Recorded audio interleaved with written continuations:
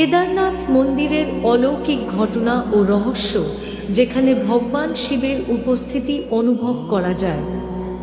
হিমালয়ের বুকে ৩৫৮৩ মিটার উচ্চতায় অবস্থিত কেদারনাথ মন্দির, যেখানে ভগবান শিব স্বয়ং বিরাজমান। কিন্তু জানেন কি, এই মন্দিরের অলৌকিক শক্তি যুগে যুগে মানুষের কল্পনাকে হার মানিয়েছে। ২০১৩ সালে কেদারনাথে এক ভয়াবহ বন্যা শুরু হলে এক রহস্যময় বিশাল পাথর মন্দিরের সামনে এসে দাঁড়ায় এবং প্রবল জল প্রবাহ মন্দির ছুঁয়েও যায়নি। মানুষ বলে এটি স্বয়ং মহাদেবের লীলা।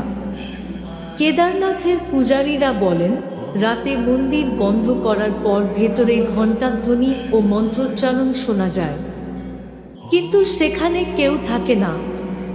তাহলে কে এই মন্ত্র জপ করে? আপনি কি বিশ্বাস করেন যে কেদারনাথ মন্দিরে শিব স্বয়ং বিরাজমান? কমেন্টে হর হর মহাদেব লিখে আপনার মতামত জানান।